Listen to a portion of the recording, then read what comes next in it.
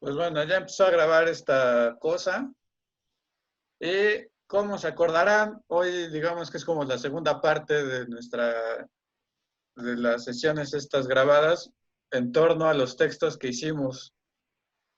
Y la vez pasada, digamos que el texto que se quedó pendiente o el que seguía era el texto de Chema, ¿no? Que es un poema. Entonces, que además está muy chido, por si no lo han leído, muy bueno. Entonces, pues, no sé si quieras empezar, Chema, como a explicarnos un poquito de qué trata, en qué te inspiraste, como a qué viene ese poema, qué nos quieres decir o contar con eso. Va, gracias. No sé si los demás tuvieron oportunidad de leerlo o no sé quién sí lo leyó. Ok. Este, pues hablar de un poema siempre es difícil y de hecho yo creo que es buena idea que se los lea y lo voy a hacer. De otra forma lo explicas, entonces pierde la gracia, ¿no? O sea, un poema no se explica, un poema se siente. Entonces, se los leeré. Silencio. Lo dicho siempre muere, sí, pero el decir siempre será posible mientras el silencio lo habite.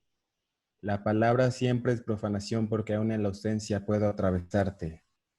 Lo divino es el cielo inalcanzable que solo miro cuando cierro los ojos. Convivo con la oscuridad, este misterio nocturno que respira desde los hábitos de la carne.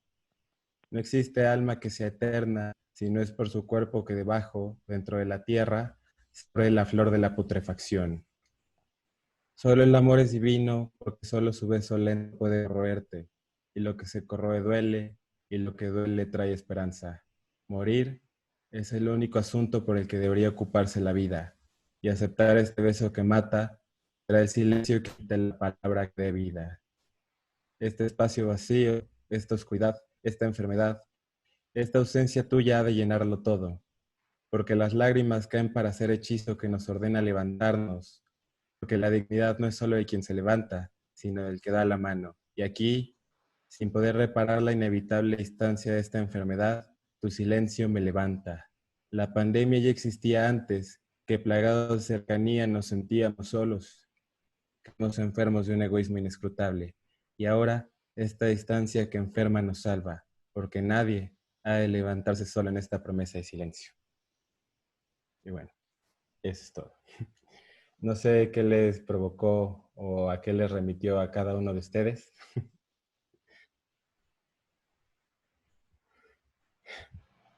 ¿Alguien? Ya vi que María levantó la mano, entonces, vas María.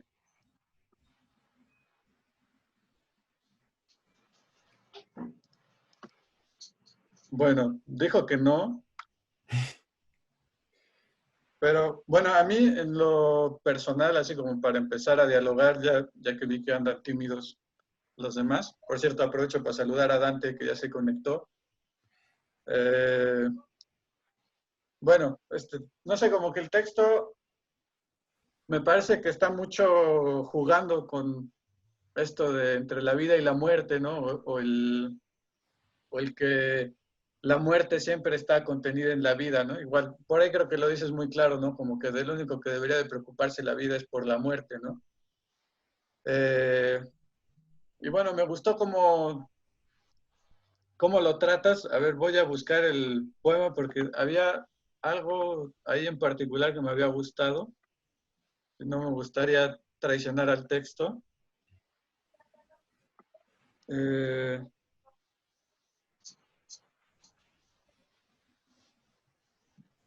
bueno, más bien lo que te quería preguntar por esta parte, ¿no? La de que inicia con solo el amor divino. Esto de solo el amor divino, porque solo un beso lento puede corroerte. Y lo que se corroe duele, y lo que duele trae esperanza. Morir es el único asunto por el que debería ocuparse la vida, y aceptar ese beso que mata sería el silencio que habite la palabra que dé vida. Eh, digamos que mi duda es en la parte de por qué lo que corroe trae esperanza. ¿Qué querías decir con eso? No sé, como que es una frase que me llamó la atención, más allá de si la estuve comprendiendo bien o no, como que se me quedó mucho, ¿no? Entonces, no sé si quieras platicarnos un poquito sobre esa frase. Vale, bueno, gracias.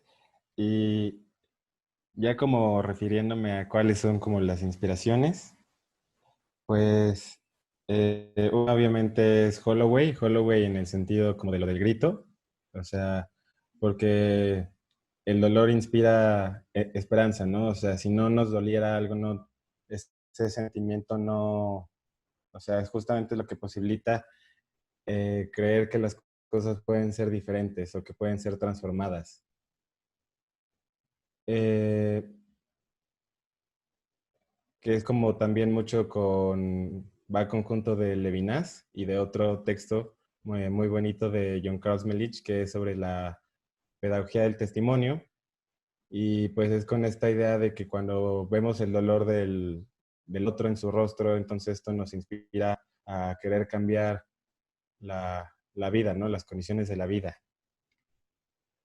Eh, y el silencio, en este sentido, como digo, el silencio es un lugar privilegiado, en buen sentido y en mal sentido. O sea, porque no todos tienen la oportunidad del silencio. O sea, si estás al día, pues obviamente lo único que lo que vas a estar conviviendo es con el ruido y con la angustia de que tienes que conseguir lo básico. Pero también es como muy rebelde. El silencio es algo bastante rebelde, justamente por eso, porque te posibilita el ver el más allá, ¿no? El imaginar lo diferente, lo diferente, lo disonante, ¿no?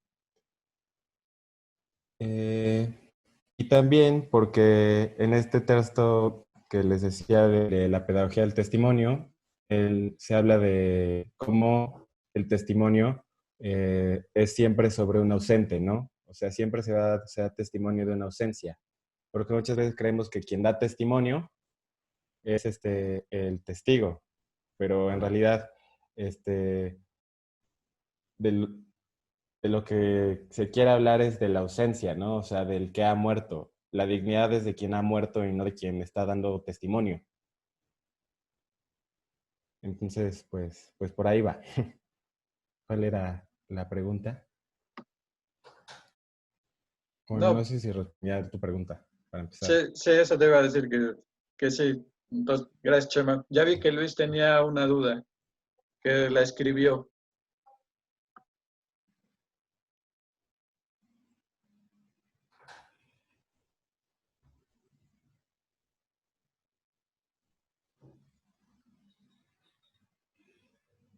Me está preguntando como por el formato del texto, esto de que tachas las letras, algunas las haces más altas, otras más bajitas, ¿no? Como este juego con las palabras. Sí. Pues en realidad fue después, pero no fueron elegidas para hacerlo, sino que en el momento en el que lo estaba escribiendo, pues esa era la imagen. Entonces, estaba pensando en una forma en que al escribirlo, justamente le diera el mismo efecto de la imagen. Entonces, por ejemplo, esto del tachar y el atravesarte es justamente porque le da más como valor estético a la imagen, ¿no? En la palabra al ser atravesada.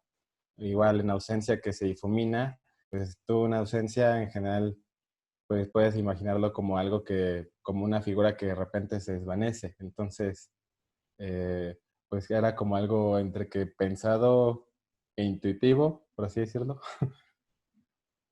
Por ahí va.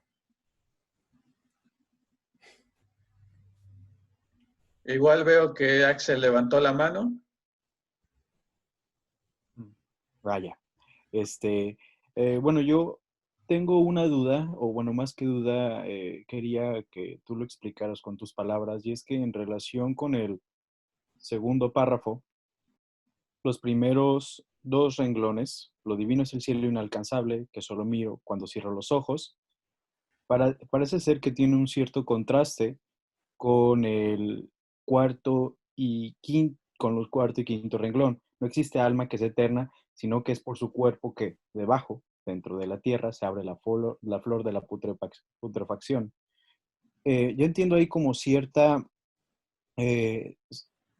como si hubiera algún tipo mm,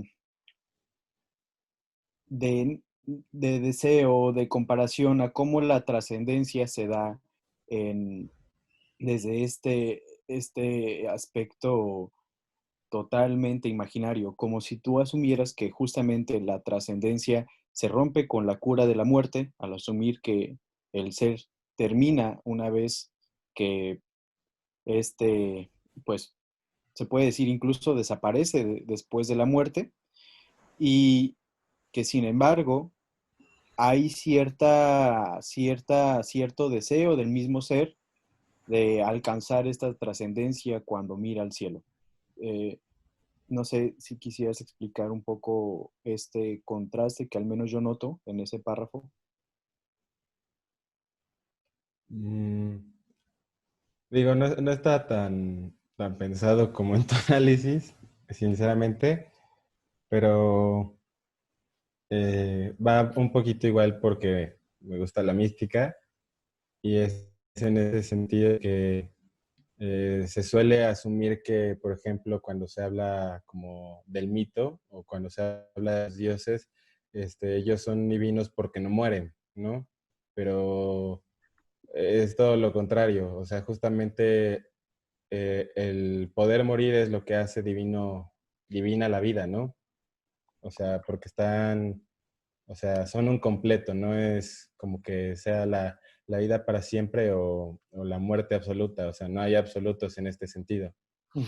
Y trascender es, por ejemplo, si una flor se muere, lo hace para dar vida a otra, o sea, la poliniza o algo por el estilo. Igual un cuerpo cuando se pudre en la tierra le está dando vida a las demás cosas.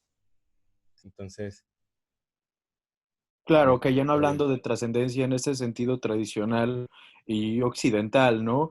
De el ser del plano físico al ser que atraviesa a a un segundo plano divino, sino que este ser que pertenece a un ciclo, si se puede decir, físico y constante, bueno, constante dentro de los cambios que habitan en la misma condición de los fenómenos.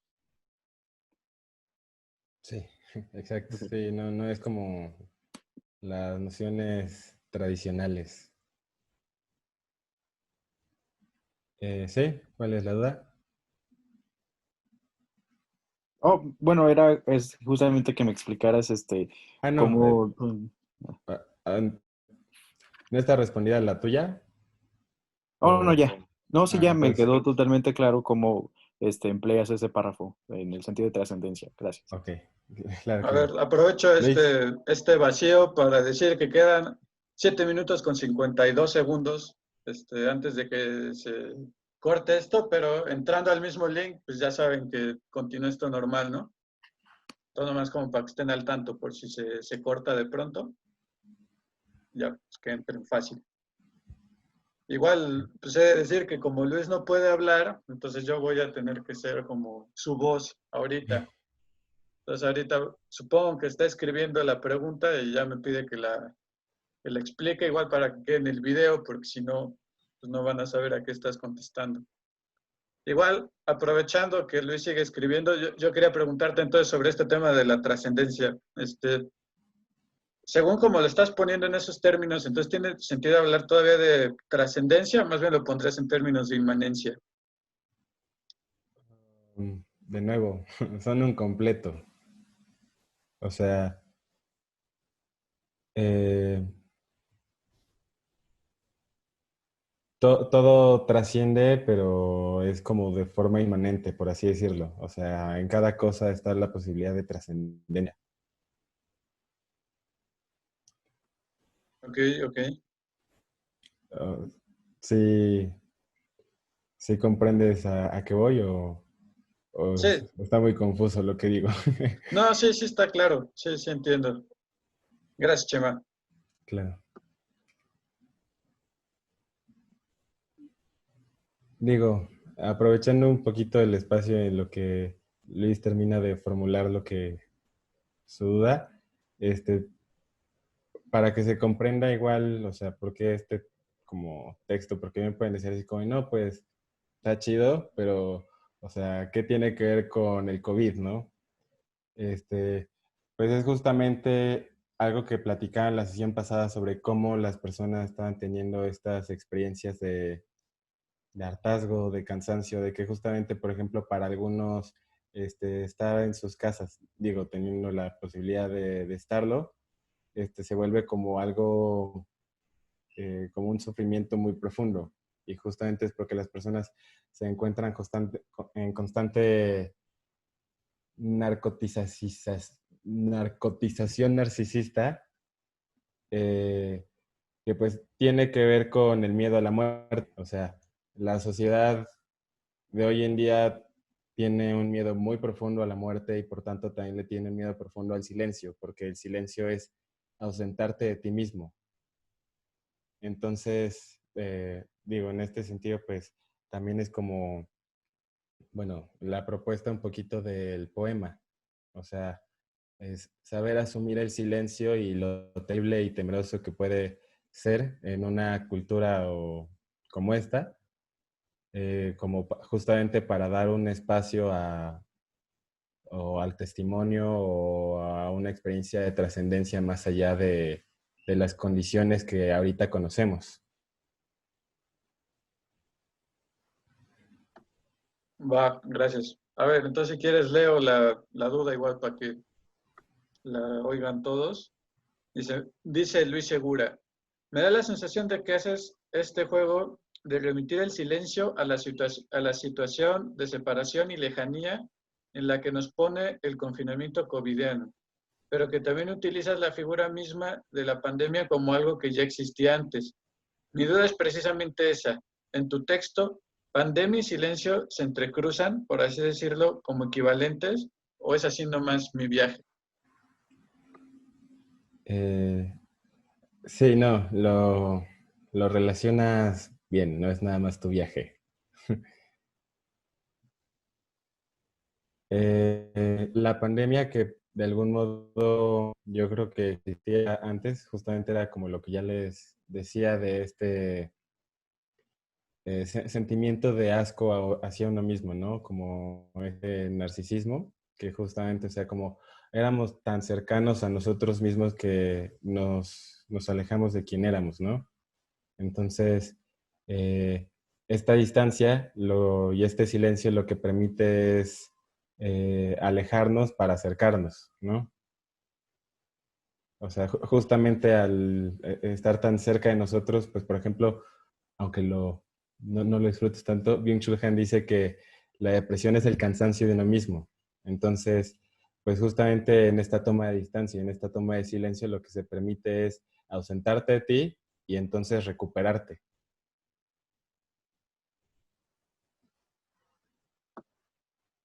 Va, pues gracias, Chema. Supongo que eso Vale. diría Luis. ¿Alguien más tiene alguna duda sobre el texto? ¿Algo más? ¿Alguno de los que se acaban de integrar? Igual decirles que estamos ahorita comentando un poco el texto de Chema, que es el poema que está por ahí. Ya vi que Luis tiene otra duda, pero pues para lo que se tarda en escribirla, ¿alguien más este, pues, tiene algún otro comentario? ¿Tú, Chema, algo más así que quieras comentar ahorita? No sé.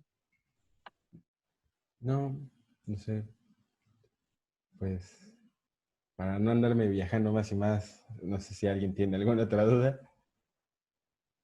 Mm. Ah, ya vi que Jorge levantó la mano. Bueno, pues hay una, hola, buenas tardes. Hay como una frontera, ¿verdad? Con no ser nihilistas, ¿verdad? Ni existencialistas. Por así, ¿qué ventana piensas que deja abierta el poema para saltar ahora sí, estos límites, ¿no? Muy, muy, como que muy marcados, ¿no? En cierta creación literaria, ¿sí? De desconfiar de todo y no confiar en nada. Esa es como mi pregunta, Chema. Eh, pero ¿cuál en concreto? El si va más allá como de un nihilismo, un Sí, sí, sí, ahora esencialismo. sí como eh, resistirse a la tentación nihilista, ¿no? Nihilista, perdón, de esa desesperanza o ese vacío, ¿no? ¿Cómo lo resolviste tú? Am, pues creo que igual a esto nos remite el silencio. Eh, yo creo que igual, o sea, como el puente siempre, o bueno, por lo menos yo lo encuentro y en este texto igual, en el silencio, porque muchas personas, por lo menos por como es la forma de pensamiento occidental de creer que el silencio es como el absurdo, ¿no? O sea, y por eso esta necesidad constante del ruido, para no darse cuenta uno mismo del absurdo que puede a veces experimentarse de la vida. Pero pues justamente está como esa delgada línea en el silencio, ¿no? O sea, del darte cuenta de que eh, la vida no es absurda, ¿no? Sino que hay algo que no puede ser dicho y que justamente es misterio, ¿no? Que pues, esa es la idea del silencio, ¿no? Y que justamente este misterio es como el lugar privilegiado en donde se nos da la oportunidad de experimentar también la trascendencia.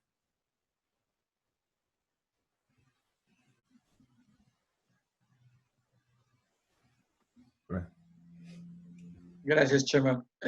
¿Alguien más tiene alguna duda o quieren que vayamos pasando al otro texto? En teoría sería el de Luis, pero como no puedo hablar, yo creo que sería el de Alex.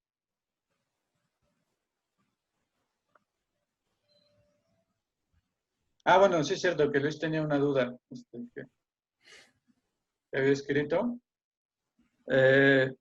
Y dice así la duda de Luis Segura. Con esta idea de que el decir será posible mientras haya silencio, ¿imaginas algo así como la figura del vacío en el atomismo de Lucrecio, creo, como condición de movimiento? ah, pues no he leído a Lucrecio, pero esto igual es como una idea oriental. O sea, ah, hay como quien dice que es el intersticio, ¿no? Porque si, por ejemplo, todo estuviera lleno, entonces no habría movimiento, como, pues, es como lo que planteas, ¿no? Entonces, sí, la condición de posibilidad de que algo sea dicho es que haya, antes que nada, silencio.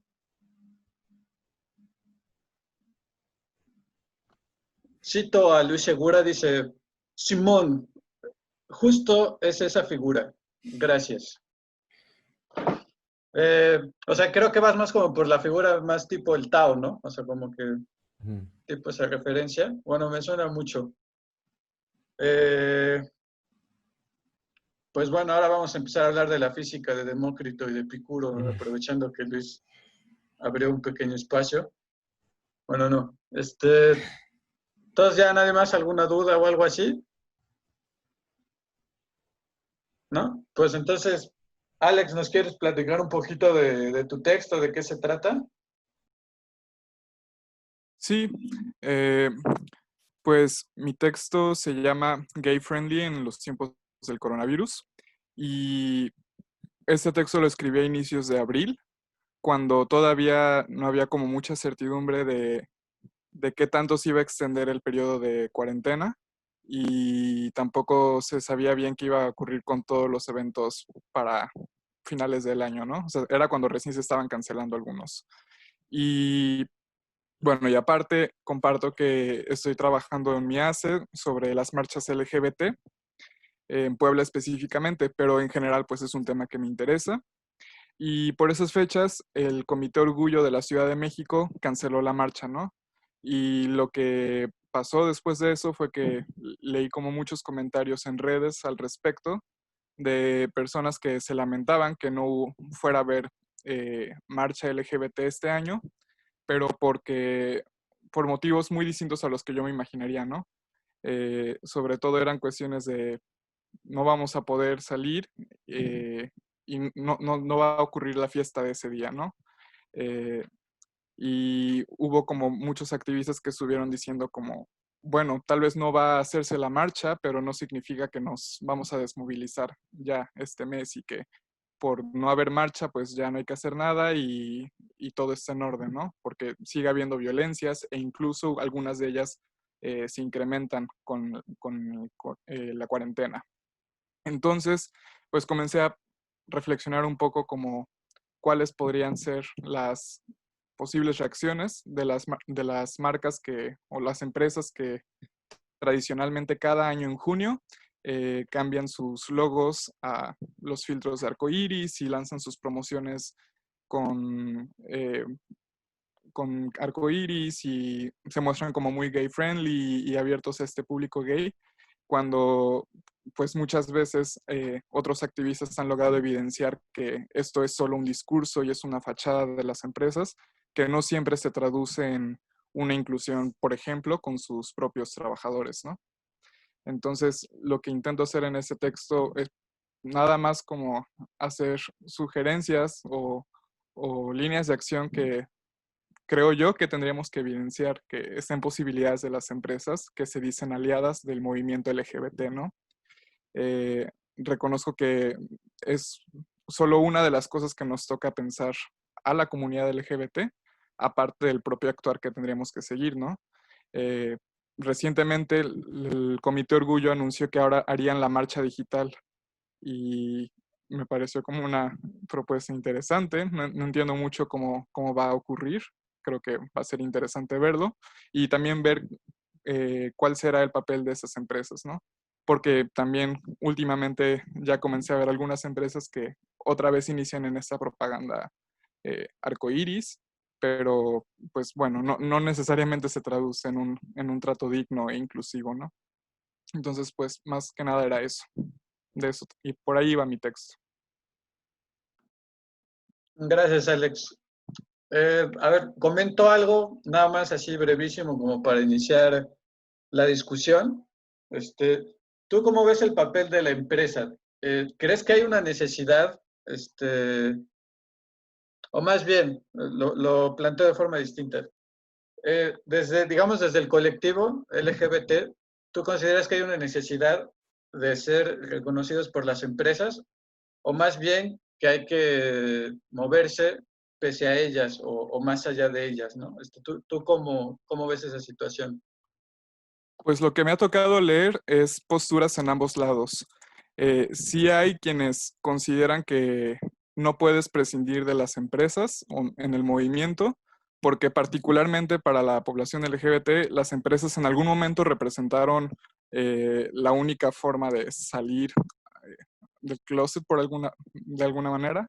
Eh, por ejemplo, en los 80 los bares gay eran los lugares donde la gente de la comunidad LGBTI podía ir a convivir y a ser quienes eran, ¿no? Entonces hay un peso histórico para muchas personas y sienten que no sería justo excluir a las empresas de las marchas, al menos las empresas que siempre o históricamente han apoyado al colectivo LGBT de esta forma.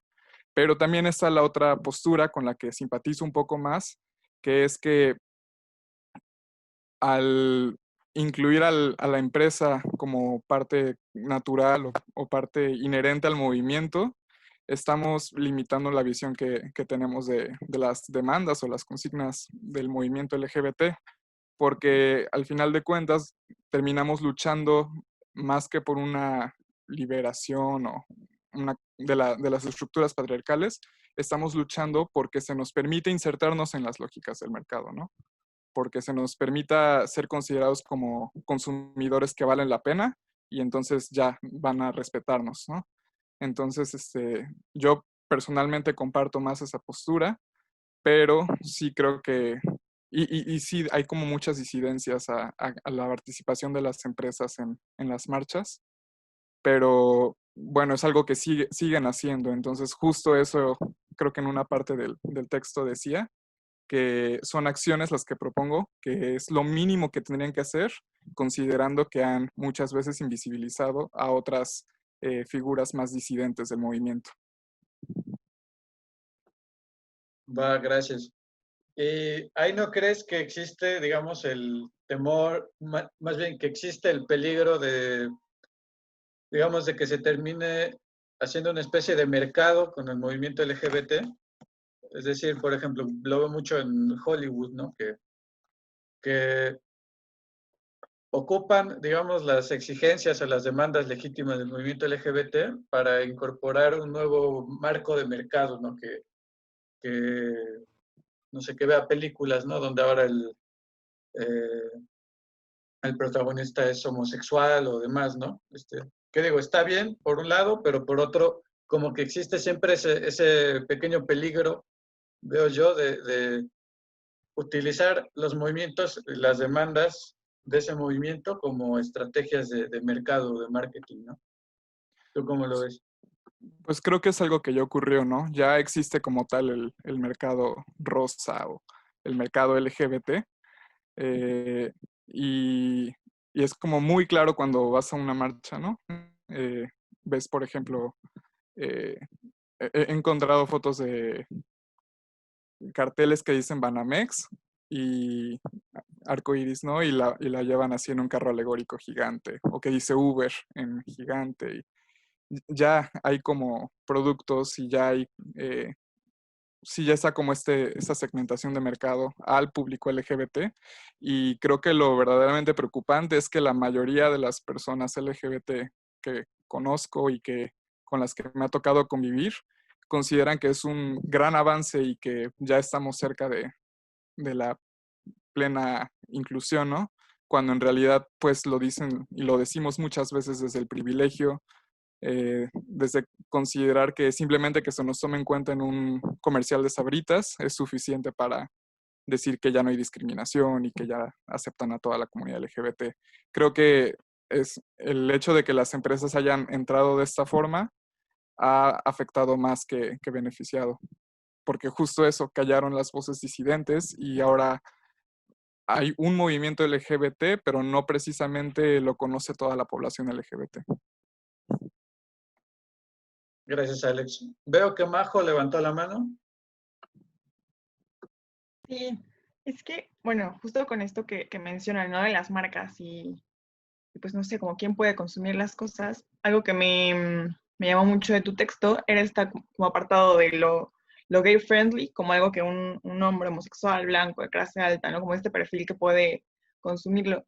Y me recordaba mucho a un texto que, bueno, se me hace como que le veo mucha relación con el tuyo, de Pedro de Mebel, que es el manifiesto de Hablo por mi indiferencia, que justo como en este texto hace como esta, pues sí, ¿no? ¿Cuál es la diferencia entre el gay y el marica que está como fuera de estos como estándares de quién puede consumir algo, ¿no? Bueno, trae como muchas implicaciones el manifiesto, pero pues nada, te quería preguntar justo como si tiene alguna relación el texto con esto y también si, bueno, creo que sí veo como bastante relación, ¿no? En ver que quién puede ser como este sujeto que las marcas pues consideran importante, ¿no? Y que va a funcionar para ellos.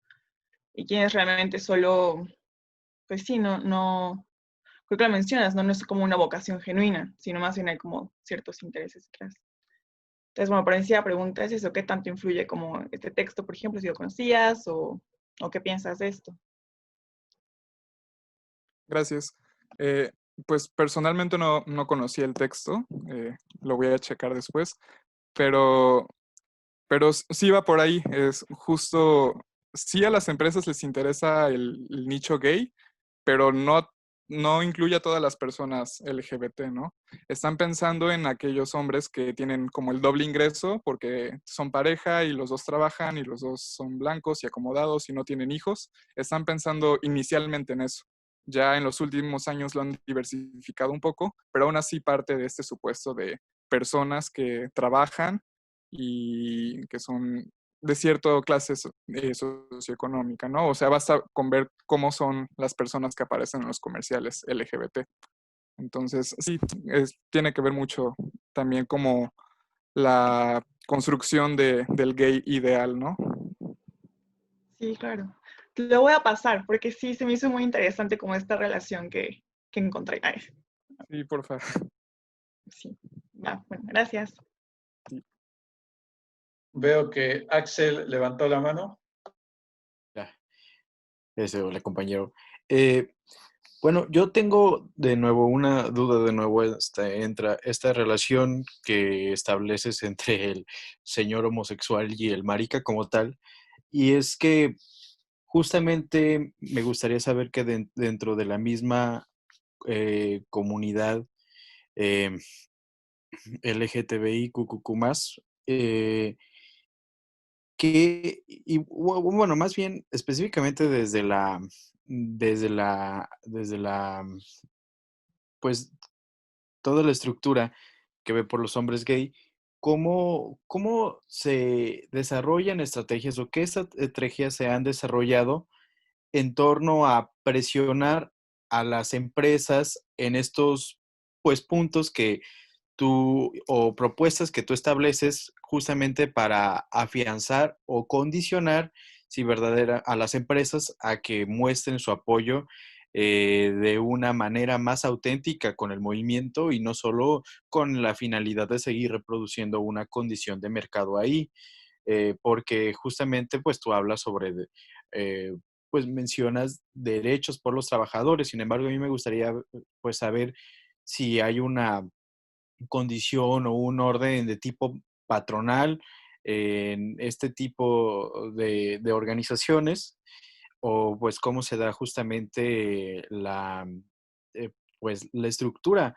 para apoyar a, a hombres gay que se encuentren en una situación de pues de vulnerabilidad en sus espacios de trabajo y principalmente que se busque visibilizarlos más en el sentido de que sea pues toda la heterogeneidad homosexual y no solo hacia plantar como un cierto tipo de aspiración, pues sí, aspiracionalismo a el hombre blanco, occidental y gay ideal. Sí, bueno, creo que lo que intento hacer con el texto es más como presentar un ejercicio de reflexión. Por Ujú. ejemplo, para las personas LGBT, como decir, ok, no vamos a tener marcha presencial este año. eh, ¿Por qué no vemos cómo van a reaccionar las empresas que consideramos aliados, ¿no? Tradicionalmente? Y pongo aquí una lista de posibilidades que podrían emprender para demostrar que hay como cierta genuidad, como cierta, pues sí, como honestidad en su actuar. Pero eh, también ha habido como otras estrategias ya desde el movimiento de cómo ir en contra de esas empresas o cómo comportarse o convivir con esas empresas. Por ejemplo, igual en los 70s, 80s, creo, no recuerdo muy bien, una de las primeras movilizaciones fuertes surge a partir de que se le hace un boicot a Sears por despedir a un trabajador homosexual injustificadamente, por ser homosexual, y se hace el boicot, ¿no? Y retoman mucho experiencias desde partidos de izquierda para, pues, construir como su ideario dentro del movimiento. Entonces, sé que eso es lo que han hecho en algunas ocasiones. Hoy lo que veo más como en el día a día, cuando ocurren, no sé, situaciones con alguna empresa que tenga alguna actitud homofóbica, veo más como presiones, como intentos de boicot en nivel mediático, que en ocasiones pues sí, sí funciona, pero híjole, es que creo que aún falta mucho trabajo de articulación del movimiento, de teorización, de trabajar como la idea de que hay necesidad de un movimiento, ¿no? Creo que aún estamos muy en pañales si nos vemos, por ejemplo, si volteamos a ver, por ejemplo, al movimiento feminista. Ujú. Ujú, Bueno, gracias. ujú. Gracias. ¿Alguien más tiene alguna duda, algún comentario? Eh, no sé, tú, Alex, algo como con lo que quieras, este, algo que quieras como comentar extra, ¿no? Como que hayas omitido y que es importante, no sé. Pues justo que ahorita surgió la idea de hacer la marcha en línea. Y pues, no sé, yo creo que rescato como ese sentimiento de no querer dejar de lado la visibilización del tema, pero no sé, creo que me esperaría a ver cómo transcurren las cosas e igual cuáles son las reacciones que tienen las empresas concretamente. Y creo que mi más grande aspiración, no sé qué tan utópica, no sé qué tan ingenua, es que exista pues como un despertar, ¿no? Que al ver que las empresas no hagan absolutamente nada, que no muevan un solo dedo ante tantas injusticias que ocurran ahorita en la pandemia, que no le muevan algo a alguien, me va a parecer como, pues, impactante, pero, pues, no sé, creo que ahorita estoy muy a la expectativa de que ocurra. Gracias. Veo que Chema levantó la mano. Sí. Yo estaba pensando en justamente pues que está como este apoyo, pero pues que obviamente, como ya han comentado todos, no es un apoyo honesto.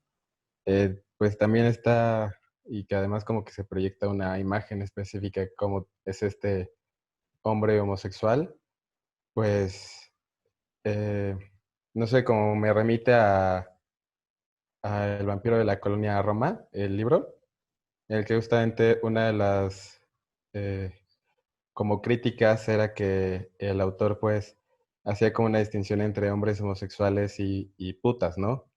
Porque, o maricas, algo así, que básicamente eran nombres que eran como con cualidades más femeninas y que justamente eso se refería como a una misoginia desplazada, ¿no? Entonces, pues que si de algún modo se pueden encontrar como esto, de que se quiere aún así atribuir eh, cualidades como masculinas en estas imágenes que las empresas proyectan. O sea, la pregunta es si las empresas buscan como perpetuar esas imágenes. O- Pues tal vez no que lo busquen, pero que pues es algo que probablemente sucede por cultura o lo que sea, ¿no? O sea, como un fenómeno que a fin de cuentas sigue siendo ok. no lo mejor, ¿no? Pues sí, yo creo que, híjole, es que estas actividades incluso se remiten a la propia comunidad, población LGBT. Creo que aún tenemos muchas homofobias y misoginias internalizadas y, y esas ocurren en el mismo día a día de las personas LGBT, ¿no? La manera en que se relacionan entre sí, en la que ligamos, en la que nos manifestamos, nos vestimos, nos presentamos y las muchas opiniones que hay respecto a la marcha, ¿no? Como hay quien le ofende mucho, le parece inaceptable que personas decidan marchar vestidos de mujer o semidesnudos o con brillantina, no sé, ¿no?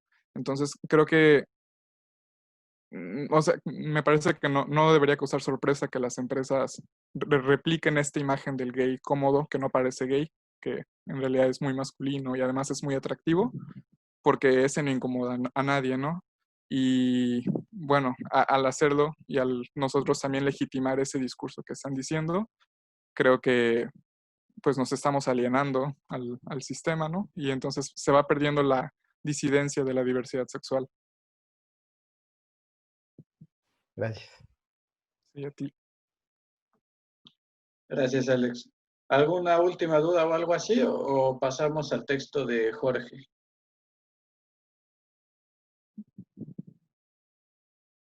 Pues bueno, supongo que pasamos al texto de Jorge. Muchas gracias, Alex, por el texto y por complementarnos ahorita con todo lo que estás contestando. Pues, Jorge, tu texto es sobre la 4T, el coronavirus, eh, y creo que le llamabas guerra económica en México.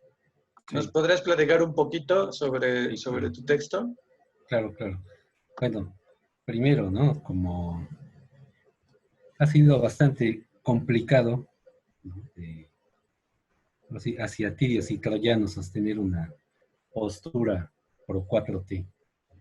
Yo distingo, digo, esto como introducción no está en el escrito, ni tampoco lo veo como necesariamente una defensa entre compañeros, ¿no? Que podemos tener discusiones específicas con matices o más radicales, pero no es en ese tono. Simplemente sitúo que yo distingo varios movimientos dentro de la 4T, que puede ser la burocracia de Morena, que pueden ser los funcionarios del gabinete, pueden ser los gobernadores, los legisladores, etcétera. Pero también, y eso es a lo que me remito, ¿no? Como esta parte de construir una hegemonía no neoliberal. Eso está en el aire, si va a salir o no. No se puede ahorita decir, ya no hay neoliberalismo en marcha, ¿no?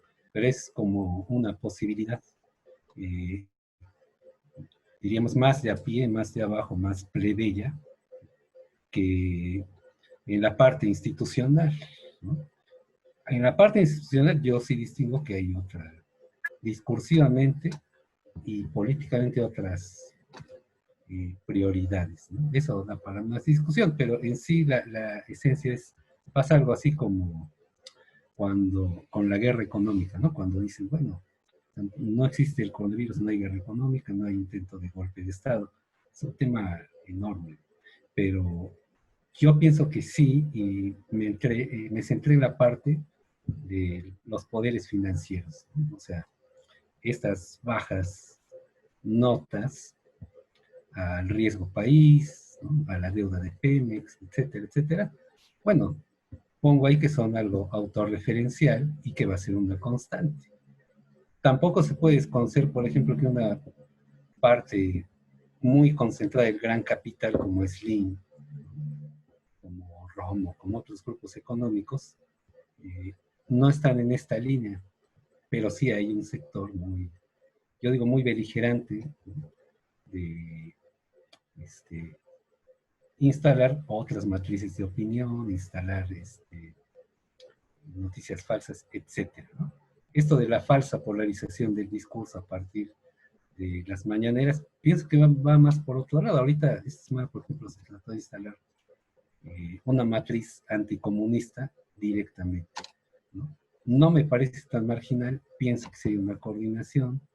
Eh, entonces el asunto acá, con relación a la pandemia, va en algo que ya sabemos, ¿no? La destrucción del sistema de salud. Yo ahí lo que coloco es como muchas décadas, ¿no? Desde que se instituyó el Seguro Social, pasando por el ISSSTE, los estatales, de salud pública, etcétera, se socializó el abaratamiento de la fuerza de trabajo. Es decir, ¿a quién vamos a hacer cargo de recuperar, ¿no? De tener a esta fuerza de trabajo en condiciones de regresar a generar plusvalía? Bueno, pues hay que hacérsela cargar al fisco, ¿no? Y el fisco pues son los impuestos, y los impuestos pues, es ficticio, ¿verdad? Es decir, que salen de ganancias y plusvalía, pues salen de la plusvalía obviamente, ¿no? Entonces se está autorreproduciendo, pero sí hay una diferencia, lo vemos mucho con Estados Unidos, entre cargarle esto con todo, ¿no? Que sea el fisco y que sean los propios trabajadores quienes a través de instituciones de cobertura sindical sobre todo tengan acceso a estos servicios que tipo compañías aseguradoras. O sea, si hay una diferencia, es la disputa por el excedente. Eso se acabó, ¿no? Se empezaron a, ese eufemismo, ¿no? Desfinanciar al sector de la salud pública, ¿no? Que no fue directamente eso, ¿no? Dicen, bueno, pero ¿a poco las empresas ya controlan? Privadas me refiero al seguro social. Es que no es tan burdo, pero sí pasa por ejemplo, subrogar, pasa por subcontratar, ¿no? Pasa por acabar con los laboratorios nacionales de vacunas que había, la posibilidad de que haya fármacos producidos paraestatalmente, etcétera, ¿no? Cosas que ocurrían. Entonces, se sigue socializando eso, pero ahora esto que ha hecho el neoliberalismo, ¿no? Pues nos apropiamos, ¿no? Si hay posibilidad de hacer negocios en la atención sanitaria, también. Entonces, yo ahí distingo claramente que lo que atraviesa es un conflicto de clase, ¿verdad? donde hablar en sí de salud pública no te hace ni más de izquierda ni nada, ¿no? O sea, simplemente, bueno, o sea, ¿qué puede haber peor que el seguro social? No tener seguro social. Entonces, ahí se tiene como una posibilidad de tener servicios de salud, ¿no? Pero distingo ahí, bueno, la idea ahí es que si juntamos, ¿no? Bueno, ahí se puede instalar una hegemonía, ¿no? Realmente, sí socializar, ¿no?, los costos de la recuperación de la fuerza de trabajo, pero tiene un signo distinto si la cobertura es universal, que si es focalizada, que si es a algunos trabajadores. Ahí yo digo, la moneda está en el aire, ¿no? Si va a ser viable financieramente, fiscalmente, el INSABI, etcétera, es una posibilidad, ¿no? Hay un camino que se abrió. Quién sabe realmente cómo vaya a seguirse. Eso va a depender también si los trabajadores buscan apropiarse de estas instituciones o no. Entonces, ahora digo ahí guerra económica porque llama la atención que ahora el Fondo Monetario Internacional es discursivamente el defensor de las instituciones de salud pública, ¿no? Vamos a lo público, a lo público, a lo público. Pero eso puede ser, ¿no? Bueno, obviamente es más bien, pues hay que endeudarse, entre comillas, rescatar al sector sanitario público y generar más deuda. Eso es lo que ya han hecho varios países de América Latina. Y la Unión Europea tiene toda una bronca muy grande. No hay un fondo común europeo para atender la pandemia. Cada país está haciendo lo que puede, como puede, o dejando de hacer. Entonces, este discurso, ¿no?, de la nueva directora general del FMI, bueno, cuando si uno se remite a otros informes, el asunto era, vamos a disminuir el déficit fiscal, hay que pegarle al financiamiento a la salud pública, ¿no? Entonces, digo, el FMI, fondos de inversión, bancos, aseguradoras, farmacéuticas, ahí se forma todo un complejo, ¿no?, que es un elemento fuerte de presión que ahorita, por ejemplo, es el que pone en duda las cifras. Dicen, bueno, no hay cifras reales sobre el número de decesos, el número de casos activos, etcétera, por parte del gobierno mexicano. Hace rato vi una nota de DW, tal cual decía, en México se está desarrollando un genocidio contra los adultos mayores, ¿no? La palabra genocidio. Todo ese tipo de cosas es lo que yo quise ahí plantear, más que como como que ya se cerró el camino y apagamos las luces, fin del neoliberalismo. Es algo que está ahí, ¿no? Digo yo, es una posibilidad, ¿no? Entonces, así ya, ahí le paro, pero esa es la idea de lo que yo escribí, ¿no? Entonces, eso es todo lo que tengo que un poco abonarle ahorita. Gracias. Muchas gracias, Jorge. Igual a veces ahorita que quedan 4 minutos de esto, entonces ya saben que si se vuelve a cortar, pues nos metemos al mismo link y bueno, sigue esto normal. Yo a partir de lo que nos compartes y del texto me surgieron varias dudas que me gustaría compartir. Quizá no sea necesario contestar todas, pero bueno, como que me llegaron varias ideas, ¿no? En torno a este texto. Primero, que si tú estás entendiendo que es específicamente neoliberal privatizar la salud pública, o va más allá del neoliberalismo esta tendencia privatizadora de la salud pública. Es decir, por ejemplo, en un modelo de sustitución de importaciones o en un modelo keynesiano, que también es capitalista, ¿se puede pensar en la posibilidad de la privatización de la salud pública? También, que si el objetivo, verías tú como, digamos, objetivo de lucha política en términos de hegemonía, sería hacer Estado, digamos que ese sería el objetivo, la estrategia política que tú verías viable. Y la otra duda es si digamos que la forma de aumentar la tasa de ganancia por medio del plusvalor tiene dos opciones, y una es el aumento del desarrollo de las fuerzas productivas y el otro es justamente el aumentar la explotación, quiere decir el aumento de la intensidad de trabajo, de la jornada laboral y la disminución del consumo de los obreros.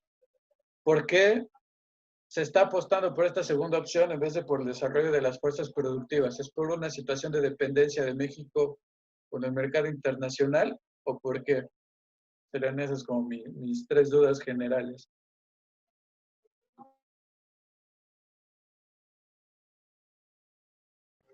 Bueno, hasta donde de tiempo, ¿no? A ver, sí, la primera, ese es el punto, ¿no? Sí, sí puede haber privatización, ¿no? Por ejemplo, el propio Estatuto del Seguro Social dice, el servicio, la cobertura es para los afiliados, ¿no? O sea, lo del Seguro Social es social, pero hasta donde los que aportan su cotización tengan cabida, ¿no? De ahí más allá, es como si fuera privado, ¿no? O sea, medio cooperativo el asunto, ¿no? Digo, es mejor, ¿verdad? A no tener ¿no?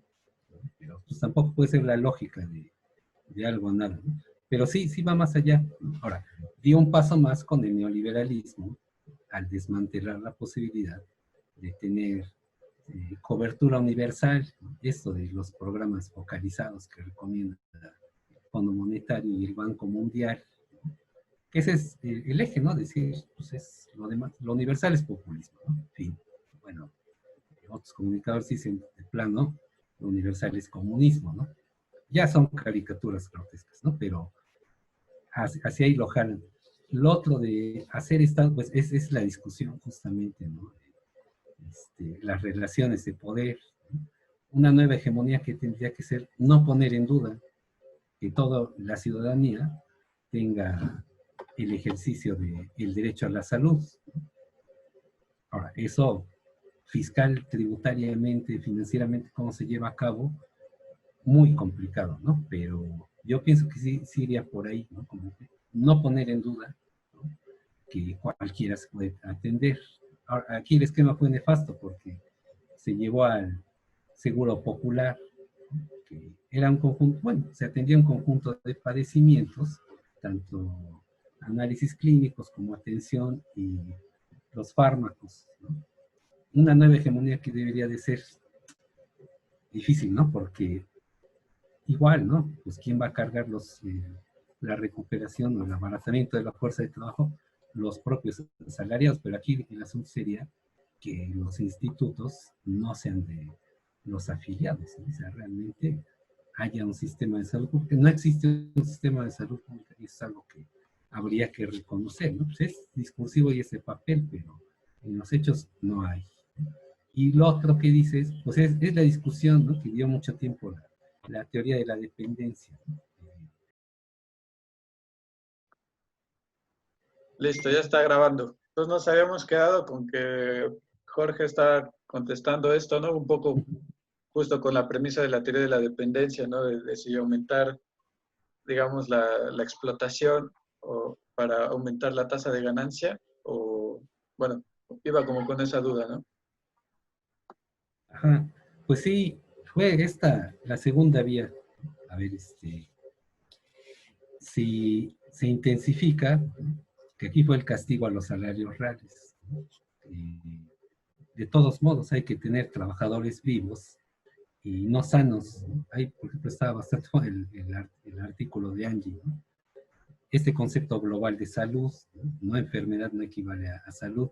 Hay que tenerlos por lo menos no enfermos para regresar al proceso de valorización.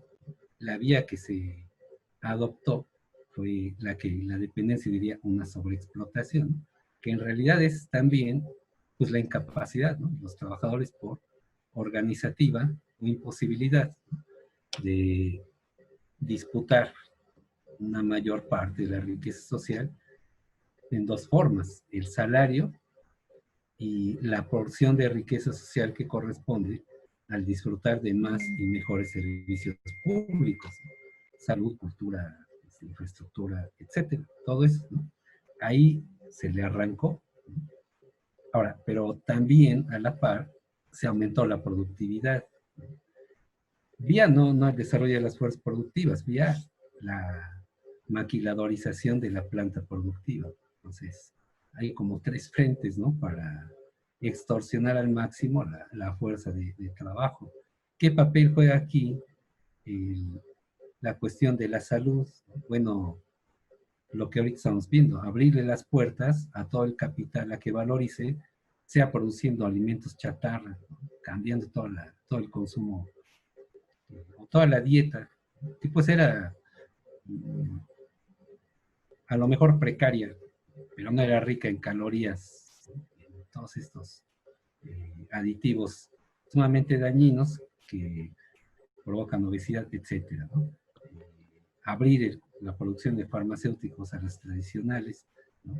Entonces, efectivamente, ese concepto global de salud que pone Angie es el que permite entender cómo los intereses corporativos fueron minando el terreno para que ahorita sea bastante complicado tener menos casos, por ejemplo, ¿no? De fallecimientos, todo lo asociado, ¿no? Lo que se ha dicho, obesidad, diabetes, etcétera, etcétera, ¿no? Entonces yo pienso que fueron ahí como tres frentes a lo que preguntas, Pablo, ¿no? La maquiladorización, que sí es directamente incremento de la productividad, la baja en el salario real y el recorte a los servicios públicos de todo tipo. Entonces ahí ¿qué queda? Bueno, pues, un salto gigantesco de un grupo concentrado del capital, ¿no? Que sí, se fogueó para las grandes ligas, ¿no? Y por otro lado tienes pues trabajadores precarios, sin sindicatos. Eso es así como yo lo veo en cuestión de la tercera pregunta que haces. Ok, muchas gracias. No sé si alguien más tenga alguna duda sobre este texto, algo más que comentar. Bueno, entonces yo igual quería preguntar otra cosa, que entonces tú la 4T, ¿cómo la ves? ¿La ves como una alternativa, digamos, para salirse de estos mecanismos de precarización de la vida social producidos por el neoliberalismo? ¿O más bien ves a la 4T como un modo de reconfigurar el orden social de tal modo que se pueda adaptar a nuevas formas del capital, digamos, a lo que viene, ¿no? Ahorita que está en crisis el neoliberalismo. Sí. Pienso que es una combinación de las dos, ¿no? Yo, por ejemplo, no comparto muchas posturas de Sibeki, pero tiene razón cuando él plantea algo que no nos va a permitir salir del neoliberalismo. Y él dice, no, los gobiernos progresistas siguieron bancarizando los subsidios, ¿no? Las coberturas, todo lo que se le llama transferencias, ¿no? Del AUH de Argentina, del Bolsa Cero, ahorita, ¿no? Que hay grandes, ¿no? Adultos mayores, Benito Juárez, jóvenes construyendo el futuro, etcétera, igual están bancarizados, ¿no? Yo lo que pienso es que hay una puerta abierta, ¿no? Para, por ejemplo, lo del salario mínimo, el aumento que lleva, uno puede decir, bueno, es una postura trotskista, diría, pues es bonapartismo, ¿no? Yo pienso que más bien ya era algo que ni los propios empresarios podían permitirse el lujo de seguir castigando el salario, ¿no? O sea, sobre todo aquellos que están más metidos en el mercado interno, ¿no? O sea, obviamente es algo que los beneficia, ¿no? Por ejemplo, en la Ciudad de México, cuando se dio esta transferencia de adultos mayores, se reportó, ¿no? Esta asociación de tiendas de autoservicio que habían obtenido un incremento en las ganancias, ¿no? Vía que los adultos mayores llegaban con sus tarjetas a los supermercados de la Ciudad de México, pagaban y eso incrementó las ventas, ¿no? Ahí son dos cosas, ¿no? Bueno, capta el gran capital comercial, ¿no? Las transferencias que con una gran parte, y el banco, ¿no? Entonces, que es el que recibe los depósitos. Pero aún así, yo pienso que sí hay una puerta abierta para erosionar, ¿no? Por ejemplo, esto, que el salario no puede estar aumentando 3% anual, 4% anual, indexado a la inflación, que no se puedan formar nuevos sindicatos, etcétera, ¿no? Todas estas cosas que hay como que se volvió un poco a retomar la legislación laboral que existía antes de la reforma que se hizo en el sexenio anterior. Entonces, yo pienso que la puerta está abierta para el hecho ¿no? Bueno, la controversia que hay ahorita con Aristegui, si hay censura o no hay censura, eso se me hace hasta un poco ocioso, ¿no? Si decir, no, pues sí se ha censurado a las empresas de comunicación, a periodistas en particular. Son puertas abiertas que hay, que se puede ahí ampliar el disfrute de ciertos derechos. Pero también el gran capital, por ejemplo, Slim, que sí le piensa un poco más con la cabeza que con el hígado o con la ideología, sí se pueden a ver, ¿no? Bueno, esto tiene estabilidad social, ¿no? O sea, lo otro era nada más pensar unos 6 años por el mismito rumbo, ¿no? Del déficit fiscal cero, etcétera, todo eso, más deuda externa, era insostenible, ¿no? Son de los que están calladitos, ¿no? Viendo cómo transcurren los pleitos, ¿no? Con otros sectores del gran capital. Entonces yo pienso que igual son las dos, ¿no? No está claro, la verdad, cuál vaya a prosperar más allá, ¿no? Efectivamente, yo la veo como una posibilidad, una puerta abierta. Hasta ahí diría yo. Listo, muchas gracias. Entonces, ¿nadie más tiene alguna duda, comentario sobre el texto o algo? ¿No? Pues bueno, entonces, pues muchas gracias por compartirnos, ¿no? El texto, por compartir ahorita tus comentarios y complementos. Y ahorita, digamos, hay dos opciones. Una es volver al texto de Luis, que ahora ya puede hablar, y comentar el texto de Luis, que nos lo brincamos, o la otra es pasar al texto de Miguel Méndez, que sería el texto que sigue de los que estamos aquí presentes. No sé qué prefieren. Luis, Miguel, ustedes son los dos en disputa. Yo digo que el de Miguel. Ganaste, yo iba a decir que el tuyo. Pues esto te pasa por lento.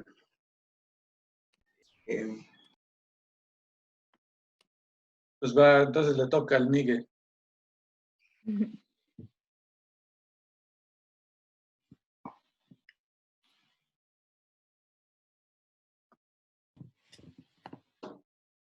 No te escuchas. Ay, chale. ¿Quién lo leyó? Yo lo leí. Ok. Y ya. Bueno, más de uno aquí presente hizo el ejercicio. El texto comienza con una pequeña introducción crítica hacia las propuestas urbanas o a la respuesta de los urbanistas, sobre todo del siglo XIX y siglo XX, hacia la ciudad y desde una visión de la salud y cómo interpretaban un poco la salud de las ciudades a partir de la muerte de la fuerza laboral. Entonces, esta como relación como, ahora sí, productiva de la ciudad, que también, que es como bastante discutida inclusive por autores como David Harvey y Henry Lefebvre, insisten en que estas necesidades por resolver los problemas urbanos no son más que una producción del hábitat basado en un régimen capital, ¿no? Entonces, cuando se habla de producciones del espacio, no estamos hablando de producciones sociales del espacio, sino estamos hablando de producciones capitales del espacio. Entonces, a partir de esa relación que tienen las ciudades con la salud, es que, y aprovechando la coyuntura de la pandemia, es que yo invité a varios de ustedes a que dibujaran sus mapas mentales de sus desplazamientos dentro de las ciudades, ¿no? Entonces, lo que yo noté como a manera de síntesis de este proceso fue que estaban, obviamente con sus matices y aristas que tiene este trabajo, que están enlistadas en una segunda parte del documento, que son como las limitaciones que tiene. Noté como, si bien que hay como una obviedad en que el confinamiento nos limita nuestras actividades y nos hace prestar más atención a nuestras escalas inmediatas, ¿no? Que es la cama, la silla y el comedor, ¿no? Que son como de esta manera como un poco fenomenológica de cómo construimos estos espacios del hogar. versus como estas visiones macroscópicas y urbanas, ¿no? Que ya no estamos pensando en la cama, no estamos pensando en la silla o el comedor, sino estamos pensando en la estructura del edificio, en la carretera, en el desplazamiento.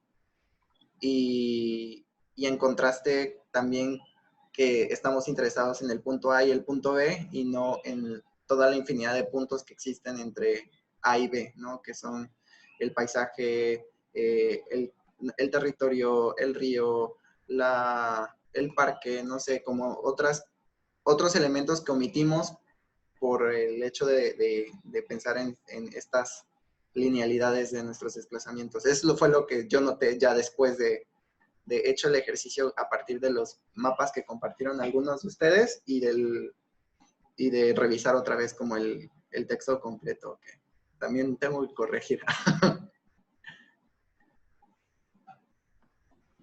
Gracias, Miguelón. Ahora, para que no empiece yo, ¿alguien más quiere comentar algo? Igual para que no esté el micrófono nomás en mí. Veo que Yami. ¿Alguien quiere ir? Voy a...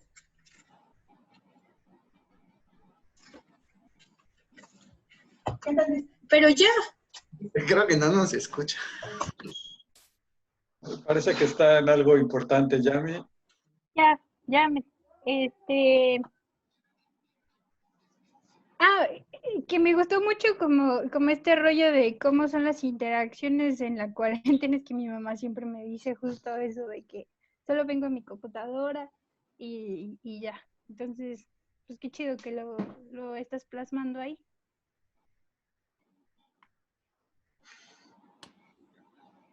¿Y yo qué? Gracias, Yami. ¿Alguien más quiere compartir algo? Veo que Jorge levantó la mano. Bueno, y ya que te cambió la visión con los mapas que se realizaron, ¿cuál piensas que sería la nueva conclusión? No notas entonces que realmente sí hay como un encapsulamiento cotidiano en todos estos tránsitos de movilidad, ¿no? A lugares como muy recurrentes, o sea que sí hay, no sé, por ejemplo, el tema de la distancia, no del distanciamiento social sanitario, ¿no? La verdadera distancia social de un vecino de Concepción La Cruz, pues no va a Angelópolis, ni un transeúnte o un cliente de Angelópolis baja a Concepción La Cruz o a Mayorazgo, etcétera, etcétera, ¿no? Hay, por ejemplo, ¿qué puedo decir? Digamos, en el caso de la ciudad de Puebla, que es esa cuestión muy clasista, ¿no? Así de separación de mundos, ¿no? ¿Cómo la corroborarías o refutarías con base en el ejercicio que se hizo acá? Ese sería algo que me interesa porque también estoy algo metido en los temas urbanos, Miguel, no sé cómo lo ves. Creo que el ejercicio como tal no está haciendo una apología precisamente a que la ciudad es muy unida o que funciona perfectamente, sino que precisamente estas distancias y estas relaciones de cuáles son los centros de trabajo, los centros de actividades culturales y los centros de habitación, reflejan precisamente, concretamente, esta segregación y esta inequidad que existe dentro de la ciudad y que inclusive los diagramas mismos inconscientemente nos replican esas invisibilizaciones, porque al no poder nosotros construir la visión entera de la ciudad con sus distintos conjuntos habitacionales, fraccionamientos, colonias, barrios populares, inclusive elementos naturales, como no tenemos, o sea, no tenemos clara esa totalidad porque es prácticamente imposible tenerla, inclusive para los mejores urbanistas es imposible conocer esa totalidad. Acrecenta muchísimo y supone un reto para cuáles son las mejores estrategias para mitigar estos distanciamientos socioespaciales, porque ni siquiera son como propios de la pandemia, sino son antecedentes a él, ¿no? Creo que una de las limitaciones precisamente de estos mapas mentales o mapas cognitivos de ciudad es que no pueden construir una totalidad, ¿no? Construyen imaginarios individuales y algunos imaginarios colectivos sobre lo que es la ciudad.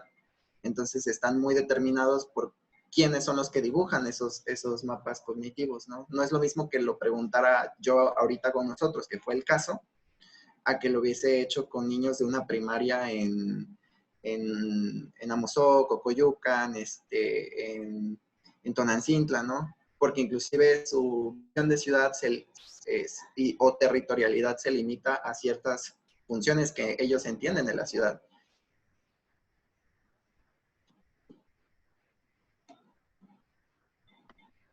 Gracias, Miguel.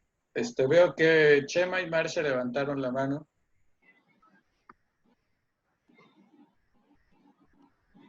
Pues,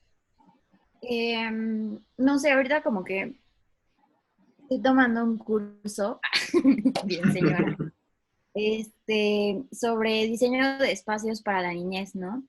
Y la verdad es que yo estoy como muy fascinada porque como que en las primeras sesiones nos ha tocado como mucho discutir el propio espacio en el que vivimos, también como para analizarlo como analizarlo para generar como un espacio de creación posterior, ¿no? Y con todo esto, ¿no? O sea, como con todos estos desplazamientos que se han ido reduciendo o como encapsulando y como centrarnos un poco como en el espacio en el que vivimos, como literalmente la casa,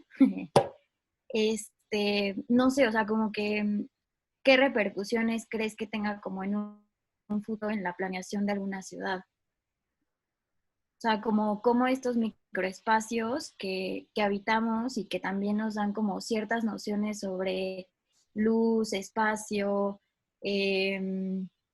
saturación, ¿no? O sea, y que ahora estamos como muchísimo más en contacto con afecten nuestras futuras formas de producir, ¿no? Otros espacios. Ya creo que eso es. Yo creo que voy a lo de Chema también y ya a ver si contesto las dos de un solo tiro. Okay. Pues esto que nos comentabas, que nuestros ojos se habían ido como, o sea, que pasaron de lo macro a lo micro una vez pues, que nos empezamos a quedar en casa, los que estamos en casa. Pues es más como si tú tuviste algún hallazgo viendo los mapas que se te entregaron. O sea, como algo que resalte o en general como que todos van sobre esta idea de los macroespacios por allá. Pues el hallazgo. Ok. Voy a hacer anotaciones. Ay, yo tendría otra. Sí. Bueno, a ver, igual aquí, o sea, igual estoy hablando como de una situación igual un poco particular, porque pues no puedo generalizar porque no he vivido en otras casas o no estoy como en otras dinámicas familiares, pero no sé, o sea, por ejemplo, a mí el dinamismo dentro del espacio público se me hace como algo también muy interesante, ¿no? O sea, como el movimiento de las avenidas, no sé, o sea, incluso pienso como en estas pequeñas cosas que a veces puedes dejar en la calle, ay, si no porque lo haya hecho, y que al día siguiente no están. Y bueno, o sea, como que justo yo creo que la ciudad como que consume, ¿no? Y también como que va generando muchísimo dinamismo, incluso, bueno, a veces ver como distintas caras dentro del transporte público, ¿no? Y la casa para mí es como un espacio donde hay como más quietud, ¿no? O sea, donde el movimiento tiene otros ritmos, creo. O bueno, en mi caso así es, ¿no? Y bueno, eso, o sea, despierta distintas sensibilidades y despierta distintas reflexiones, ¿no? Entonces, me llama la atención cómo, o sea, también a partir de este encapsulamiento, nos podría despertar como algún tipo de deseo de movilidad dentro del espacio casa, ¿no? Y veía hace unos días en Foros de Significados, que es una página increíble, espero la sigan todos en Instagram, de unos arquitectos que generaban interiores de casas que retaran como a la mente, ¿no? Entonces hacían laberintos, ¿no? No utilizaban esquinas, casi todo eran rampas, y no sé, me empezó como a veces, o sea, me empezó a llamar la atención, por ejemplo, aquí en mi casa, yo creo que nunca hemos movido los muebles. Y, o sea, bueno, ese movimiento que a veces nos enajena, ¿no? Y también es como, o sea, bueno, no lo quiero, o sea, no, bueno, se me hace interesante cómo se está traduciendo a estos espacios, ¿no? Por ejemplo, igual y no muevo mis muebles, pero sí ya van como 3 veces que limpio a profundidad mi closet, ¿no? Y limpio como ciertas cosas porque necesito como, bueno, además de que yo estoy viviendo una mudanza interna de mi ex cuarto al cuarto de mi hermano, que llevo viviendo ahí muchos años, pero hasta ahora se está volviendo realidad que ya es mi cuarto. Entonces, no sé, pensar un poco en esos movimientos, ¿no? Que creo que o sea, bueno, tú y yo lo hemos platicado como en otras situaciones, pero pues ya, paro con mis preguntas. Ok. No, tratando de recopilar todo, hay un síndrome que se llama, bueno, hablando de cómo nos afecta la construcción de los espacios públicos, sobre todo, en Japón, que es como esta hiperbolización del encapsulamiento y del aislamiento, existe este síndrome que es el hikikomori, que es este síndrome de ansiedad social o aislamiento social, en el que la persona deja de salir a la calle y se convierte el habitante del núcleo mínimo de vivienda en estos grandes rascacielos que hay en las ciudades, sobre todo asiáticas, y que todo, gracias a la tecnología y a la virtualización, dejan de tener esta interacción social física y todo es como los videojuegos, las redes sociales, las cámaras, el glow que se produce a partir de estos espacios virtualizados, ¿no? Y a propósito, voy a hacer un vómito verbal de algunos autores. Rafael Lozano Hemer es un ingeniero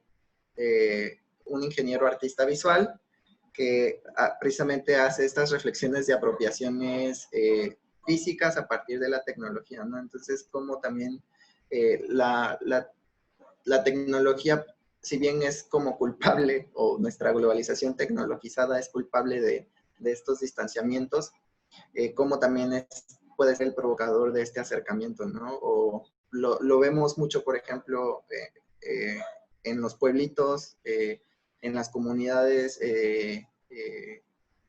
digamos, campesinas, indígenas, pongámosle las etiquetas que querramos, donde la única fuente de internet es la escuela, ¿no? Entonces, toda la gente va a la escuela a tomar del internet que hay, que es para todos, ¿no?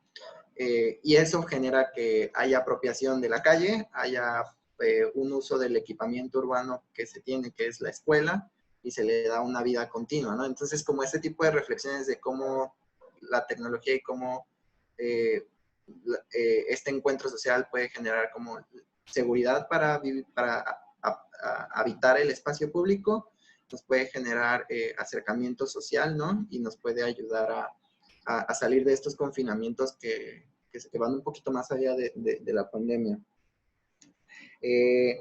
Estos cambios que se notan en los dibujos, también creo que Juan Villoro escribe, ¿no? que un niño había dibujado la Ciudad de México y la dibujó como con un cielo gris, ¿no? Entonces, que también muchas de las dinámicas de la ciudad arrebatan, ¿no? Entonces, si bien estos mapas también muestran este despojo y este arrebato del espacio y como esta posibilidad de que la ciudad es como este espacio de sueño o este espacio de donde ya no se ve el cielo, ¿no? Porque ahora estamos encapsulados dentro de nuestras habitaciones.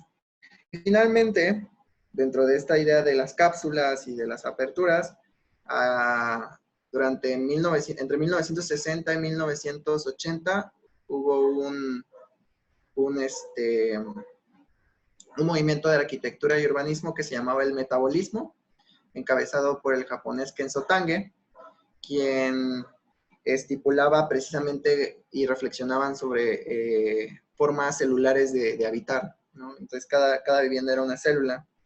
El impacto cultural de este tipo de trabajos teóricos de arquitectura también terminó impactando en la cultura popular, que es la famosa cápsula que vemos en el anime de Dragon Ball.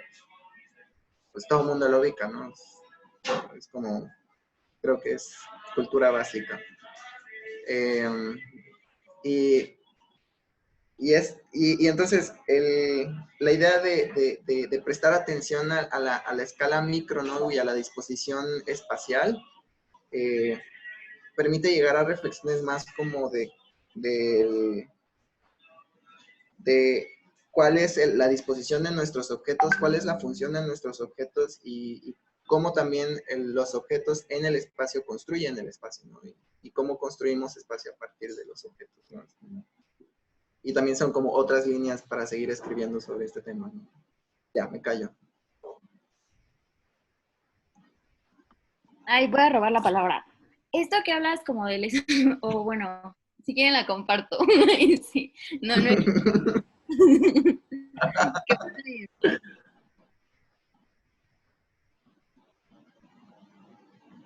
No, que no, Marce. No, es que No, me gusta mucho este tema, la verdad. Creo que no, son ya. líneas que vinculan como partes de mis procesos también como de investigación en algunos puntos, pero creo que esto que mencionas como del espacio virtual como un espacio de expansión de lo público y de lo privado, creo que es una cosa como que me vuela la cabeza, ¿no? Voy a hacer como un comercial o algo así, pero justo hay una artista ahorita en el museo que se llama Ani Garzalau, que no sé si la conoces, Miguel, es maravillosa. O sea, si te gusta Lozano Gemer, creo que Ani Garza te puede gustar mucho. Y ella lo que hace es como un sensor de ondas como cerebrales y a partir de ellas altera el ambiente. O sea, como en vez de que el clima te cambie a ti como emocionalmente, tú cambias al clima como a partir de tu interior. Entonces, bueno, o sea, creo que justo esto que mencionas como del espacio virtual también como un espacio o sea, como público, pues no sé, a mí me parece que brinda como una realidad alterna, como muy de ciencia ficción, pero que existe, ¿no? Y que justo ahorita como nos lo cuentas, como en casos más, bueno, también como concretos y que también, no sé, se me hacen como más, pues no sé, como más, ay, es que no sé cómo decirlo, reconfortantes, ¿no? Que pensar en Ready Player One como con todo otro mundo que existe dentro del videojuego, ¿no? Pero no sé, a la vez es curioso, ¿no? Con esto del Animal Crossing y todo esto que estamos como constantemente generando los avatars y generando también dentro de ese espacio espacios, ¿no? Como de construcción literal arquitectónica, como Minecraft y cosas así, ¿no? Entonces, no sé, a mí eso la verdad me vuela mucho la cabeza y como arquitecto es muy interesante cómo reflexiona sobre el espacio y así. Y ya, creo que otra vez me voy a callar.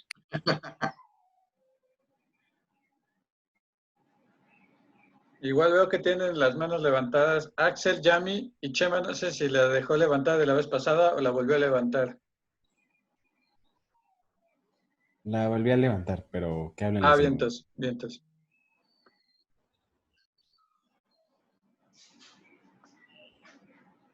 Pues no sé qué prefieran, o tú, Miguel, ¿qué prefieres? ¿Que te lancen las preguntas como lo habías hecho antes o contestar lo de Marce? Sí, para que agilicemos esto y así.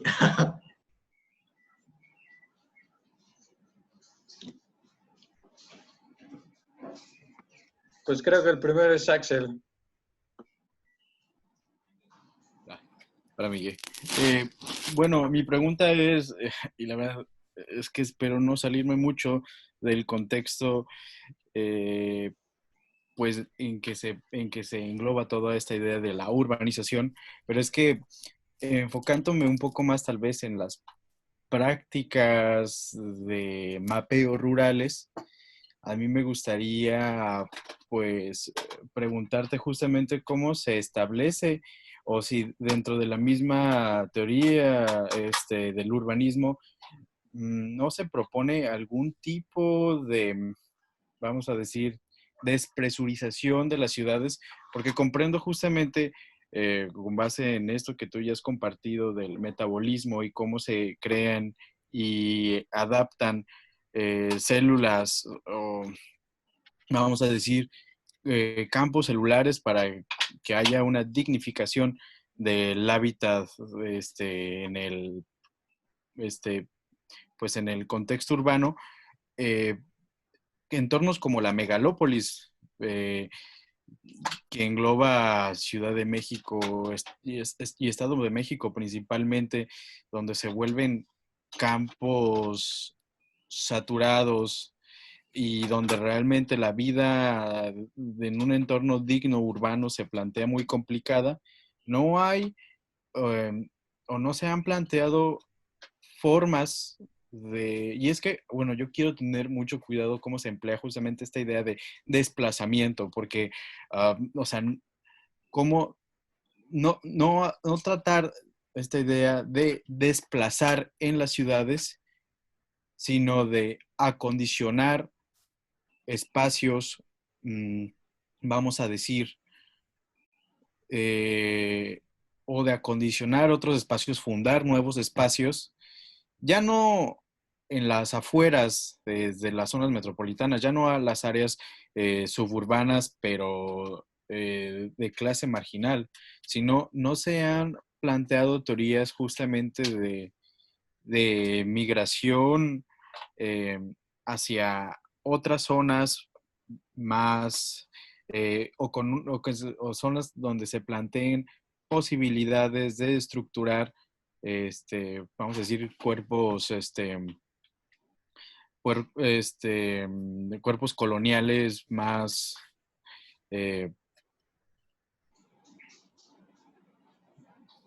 pues que sean más dignos para poblaciones que sí se encuentran muy superpobladas. Okay. Ese sería mi punto.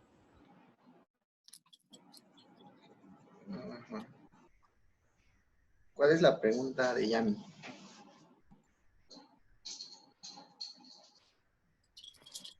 Yo, o sea, es que empezaste a hablar como de los objetos, la materialidad y este rollo. Bueno, también es un tema que a mí me gusta porque, pues, diseño industrial a pesar de todo. Sí. Y, o sea, entiendo que el texto va mucho desde ahí, pero, o sea, la propuesta va un poco como en ese sentido. Bueno, no sé, yo ahorita justo en la tesis lo que ando articulando es como que a través de la materialidad se otorgan significados y estos significados generan como ciertos tipos de relaciones de poder. Entonces, no sé si tú verías como eso en tu proyecto. Y también me pongo, o sea, a pensar como, no sé si has visto este rollo del diseño en la vida cotidiana y como, no sé, me pongo a pensar también en la semiótica, o sea, con todo lo que estás proponiendo. Y no sé si ves como cosas por el estilo ahí. Y ya. Voy, sí, estoy anotando.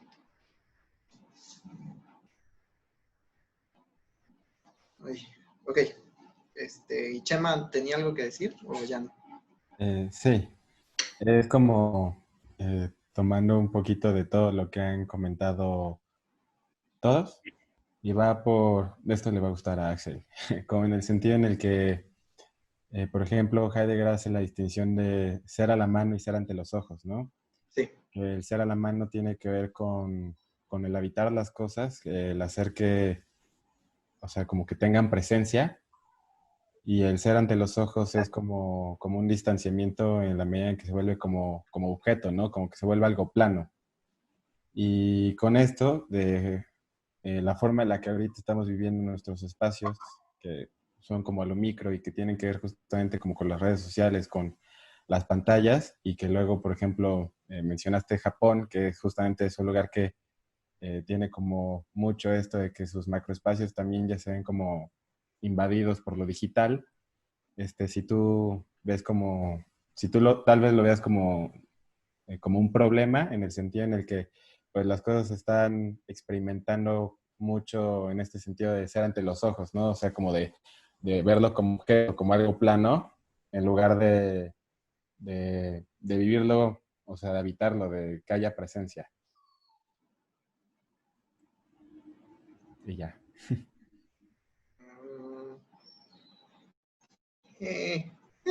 Ya. Ok, voy primero con Axel. Creo que hay que hacer como una distinción sobre si te causa ruido el término de desplazamiento. Estamos hablando de tal vez desde la articulación de las epistemologías urbanas, hablar de desplazamiento sin, bueno, es que dentro de las epistemologías y teorías urbanas están como las que son como de ciudad-objeto, que ven a la ciudad como desde su construcción material, morfológica, estética, y están las teorías más de sociología urbana, que hablan más de las relaciones sociales, articulaciones desde lo antropológico, ¿no? Entonces, cuando yo, por lo menos en el texto, hablo de desplazamiento o se interpreta el término de desplazamiento, lo hago desde el ámbito del objeto urbano, ¿no? Desde lo físico, por así decirlo, como una propiedad física de los objetos en movimiento, ¿no?